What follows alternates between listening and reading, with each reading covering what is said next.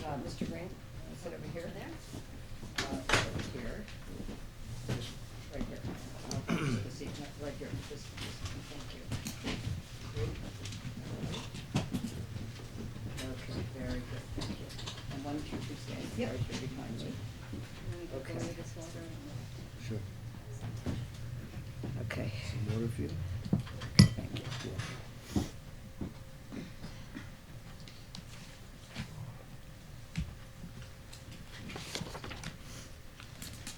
Okay, thank you very much for coming today. I'm attorney Gloria Allred, and with me is my law partner Nathan Goldberg, my law partner Dolores Leal, my law partner Renee Macatel, and two jurors, and they will introduce themselves, and they will both be speaking. Today we're very happy to announce one of the largest sexual harassment punitive damage awards in American legal history. Our law firm, Allred, Maroko and Goldberg, represented Mahim Khan against billionaire Alki David. Our client, Ms. Khan, sued her employer, Alki David, alleging sexual battery, and sexual harassment. Recently, a Los Angeles County jury returned a verdict for our client, Ms. Khan, in which they decided that Alki David should pay Ms. Khan $8,250,000 in compensatory damages. They also found that Mr. David acted with malice towards Ms. Khan, making her eligible for an award of punitive damages. We asked the jury to return a verdict of $50 million in punitive damages. We are thrilled to announce that they did decide to deliver that requested verdict of $50 million for Ms. Khan and against Alki David. We believe that Mr. David's misconduct in the workplace was outrageous and was such that it would shock the conscience of the community. We are very pleased that the jury agreed and expressed their strong disapproval in their punitive damages verdict. We are very proud of the courage that our client, Mahim Khan, displayed both during the litigation of her case and during her trial. It takes enormous courage to fight a billionaire, especially one that appears to demonstrate flagrant disregard and disrespect for the right to be free of sexual harassment in the workplace. I am also extremely proud of our trial team. My law partners, Nathan Goldberg and Dolores Leal and Renee Macatel, did an exceptional job of asserting our client's rights and vindicating her rights in Los Angeles County Superior Court. It was as a result of their hard work, both in litigation and at the trial, that this victory was won. They deserve our gratitude and thanks for soldiering through to win the significant victory for Ms. Khan.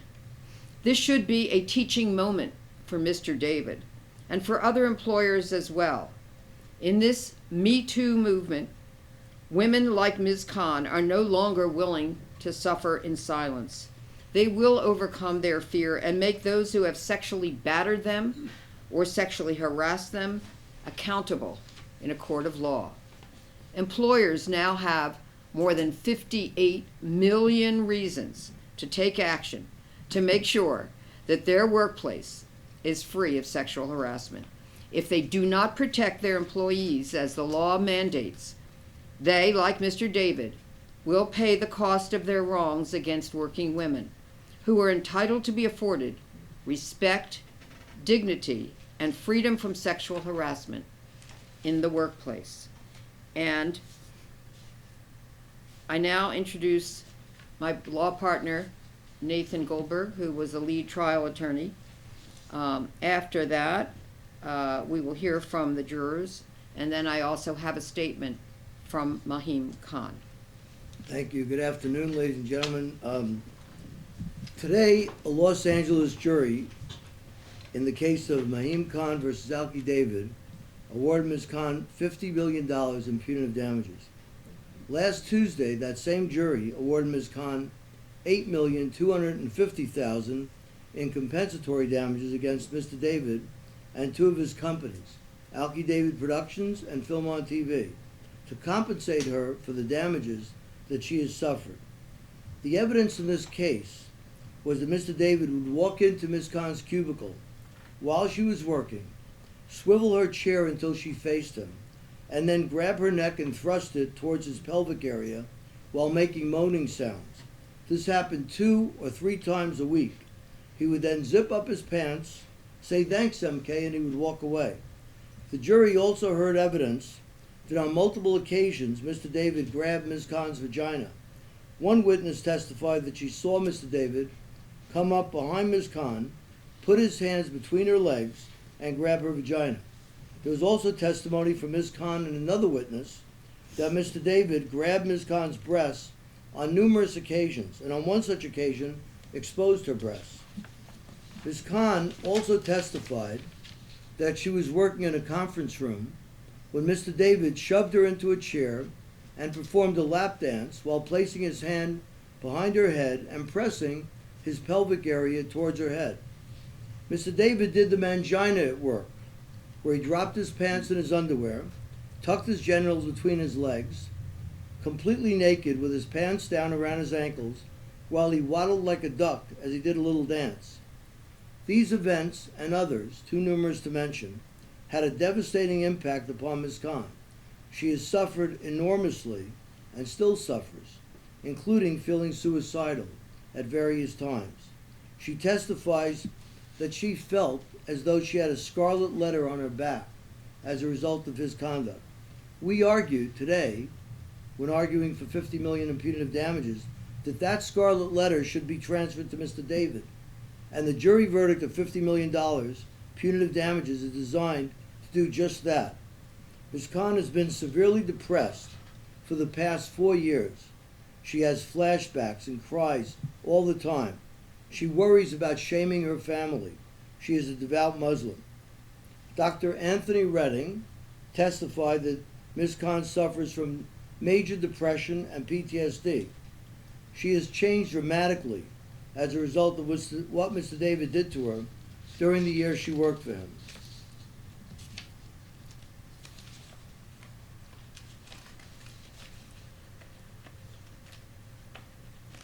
She lost her career and her sense of self-worth, and has suffered from continuous panic attacks and has felt stigmatized and unclean, although she recognizes that what he did to her was not her fault.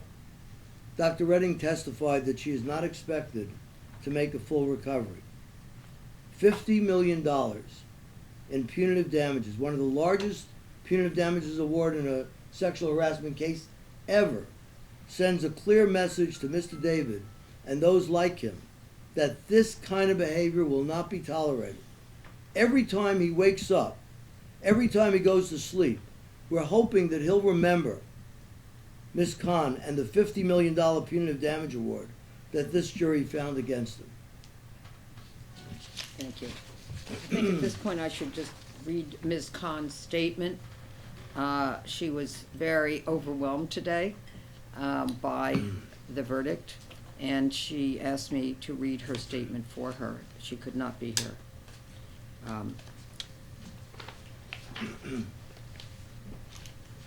This is a statement of Mahim Khan. I would like to thank everyone who made today's victory possible. Nathan, Gloria, Dolores, Renee, John, David, Angie, and Ashley. I'd also like to thank the witnesses, court staff, the judge, and the jurors. I hope the punitive damages verdict sends a message to Alki David to never, ever think of violating another woman's body, ever. I hope that he realizes that there are consequences for his vile actions, and also to warn others of what he is capable of as if they are ever to cross paths with Alki David. I believe this verdict is a reminder to predators everywhere to not think that they can get away with hurting others. I would like to encourage others to speak up, especially women, Muslim women, or women of other faiths who believe that they must suffer in silence. You do not have to suffer in silence. All humans deserve safety. I'd like to once again thank the jury for validating that the horrific experiences and the degradation I suffered were real. I've lost 5 years of my life and have a lot of healing to do. I am looking forward to continued therapy, volunteering, working, and eventually moving back to Los Angeles once I feel that it is safe to do so. Thank you, everyone, for your time. And now, I would like to present one of the members of the jury, and that's Mr. Green, who was kind enough to come today. I think I'll just move you over here, Move Mr. here? Green. Yes, Yes, would you sir. like, or, yeah, and then you can sit there.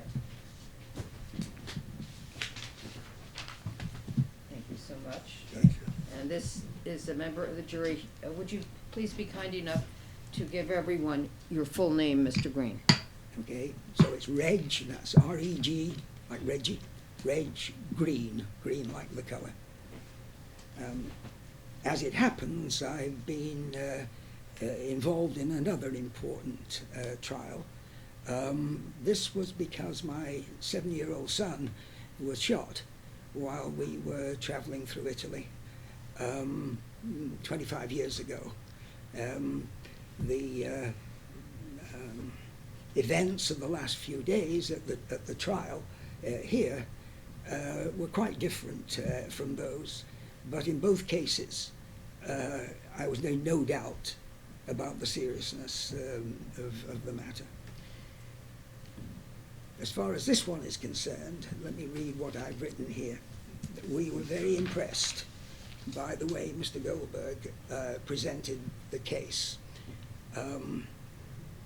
He said to us in language that hit all of us, I think, what normal person would behave like this? It was so obvious to us all. I don't think there was any doubt in our minds about how grotesque this behavior was. About damages, it is of course almost impossible to say what is fair and what is unfair. Some people thought he'd been punished enough with the original damages as compensation. Others felt he had to pay much more to deter others. But as you heard, we settled on a figure, and I think in the end we were all quite satisfied that that was a just decision. I knew nothing about Mr. David before the trial. In fact, for the first couple of hours, I thought his name was Affidavit. But it became clear to me quite soon that he was a force that could not be contained unless there was some major penalty to pay. Let me just stress one last thing. In our own trial with my son's name was Nicholas, we, at the end of the first trial, the attackers were acquitted. But in Italy, the prosecution can appeal. They appealed, and the two were convicted. It went up to the equivalent of the Supreme Court in Italy, and the appeal was carried so that they were found guilty. Now, we, at the end of the first trial, we were asked by newspapers all over the world, magazines, talk shows, how did we feel about this? Well, we felt that it was wrong. We were strongly of the opinion that these people had done it, but we thought they had a fair trial, and we said so. And the result is that now in Italy, whenever the case is talked about, people do think of it as a fair trial. On the other hand, one of these people was sent to jail for 20 years. He came out of jail and very quickly got involved in a blood feud and is back in jail because the father of the other family was murdered. So there we have the difference. In one case, just, and the case is over. In the other case, it's vengeance, and it goes on forever. Thank you very much. Thank you. May I tell them how old you are? Is that okay? Sure. He's 90 years old. So why don't you just stay right there? Nathan, would you Yeah, mind of standing up? course, And no sir, problem. would you mind sitting right there? And Thank I you. believe that, in my experience, he's the oldest person I've ever seen on serve on a jury, which I thought was amazing. And Right. we're just so glad that he came today and served on the jury. Would you be kind enough to pull up, and then would you please provide your name and and this is another juror. Yeah, hi, my name is Cole Garrison, and I've written a short statement. I just wanted to say that the jury agreed on most of the specifics, the issues and the questions that were asked of us. Really, the most challenging question seemed to be what was a fair but strong number to put to the punitive damages. In the end, we supported the amount that you've seen, and we think that was fair and strong. Hopefully, Mr. Davis will be more mindful in his treatment of his employees going forward, and hopefully others will take this as a strong message that sexual misconduct of this type will not be tolerated. That's all. Thank you. Okay, and we're going to be happy to take some questions. We have also provided the verdict forms and including the special verdict. So, phase 2. Let's see here. Laura, do you have that? Let's see, we have that right here. Oh, sorry, I got that, okay. All right, so. Yeah, so this is the, Nathan, on the other side. Yeah, sure. This is, we've provided, for all of you, the verdict form for the first trial, that is the first phase of this trial, and that is the one that resulted in the $8,250,000 award. That's the special verdict form. We have also provided you the special verdict form from today that the jury foreperson signed, and that's the special verdict form. And that is the one that says $50 million in punitive damages. So punitive damages are damages to punish the defendant for the wrongful conduct in which he engaged that shocks the conscience of the community. Okay, so we will be happy to take any questions. I know there's a number of women who've accused him.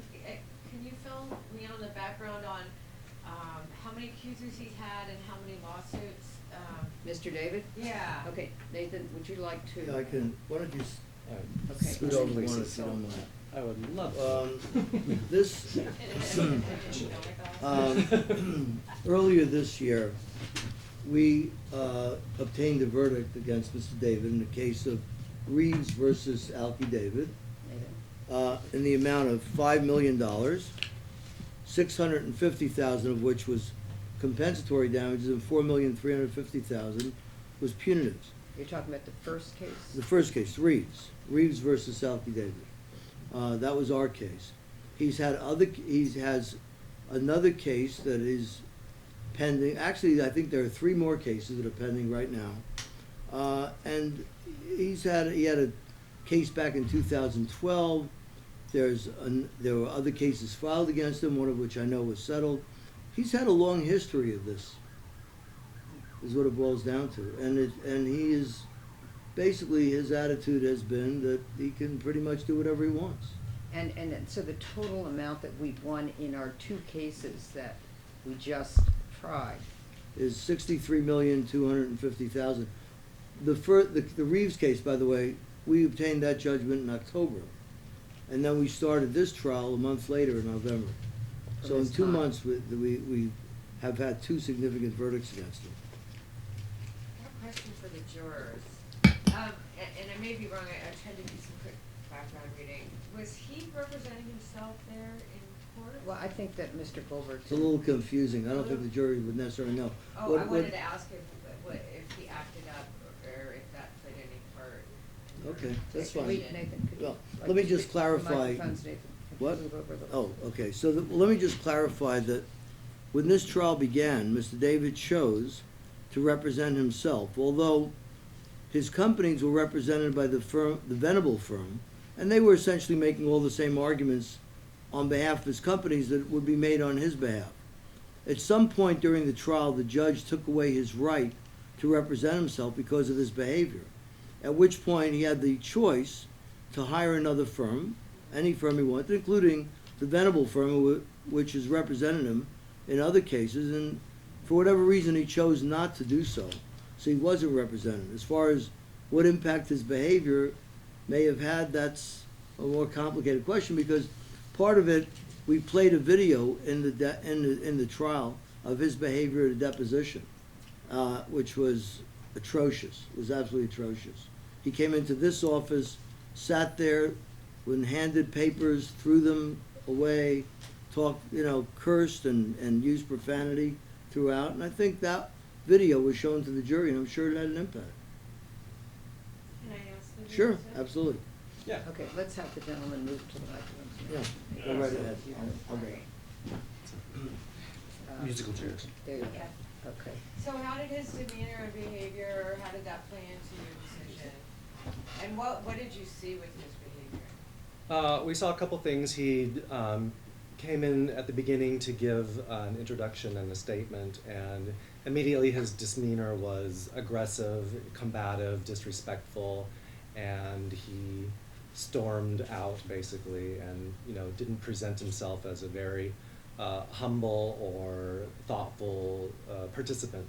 And in the deposition, he was even more out of control, loud, disrespectful, crude, and I understand to some degree why someone would behave that way, but it just fit a pattern with the other testimony and with the other stories we were hearing and the corroborations that we were hearing.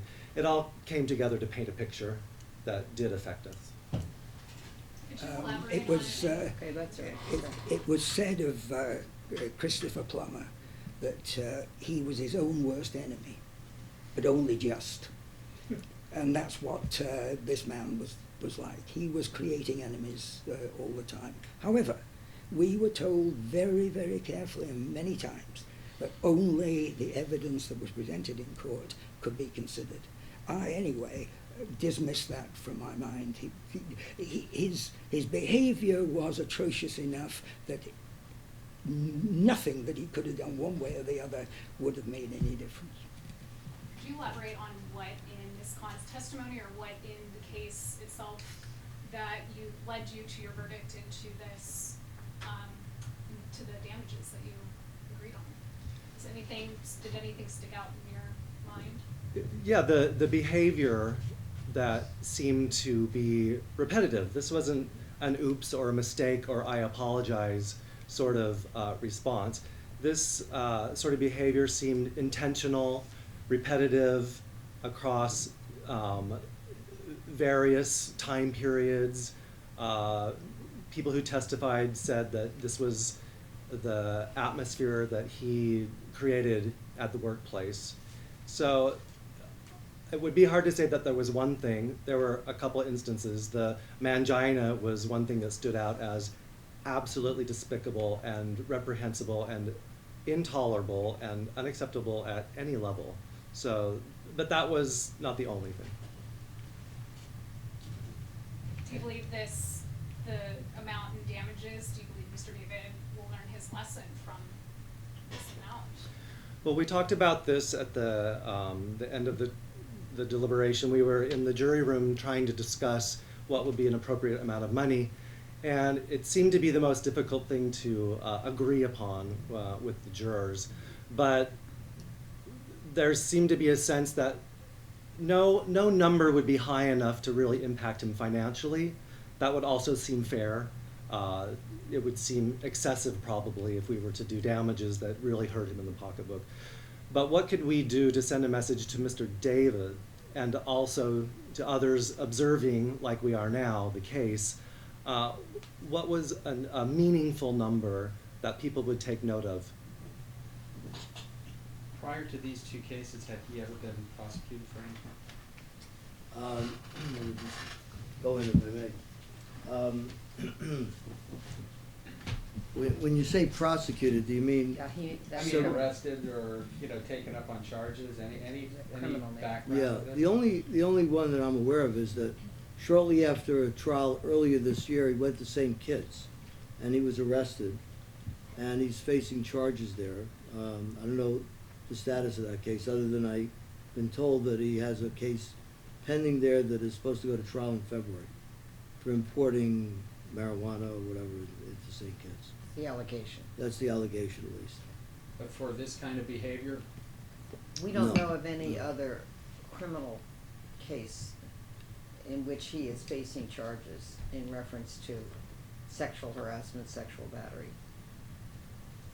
Okay. All right. I think Any other that's- questions? All right. Thank So, you very much. Thank you very much. Thank you. Thank you. Appreciate your coming. Okay. Thank you. Oh, that's amazing.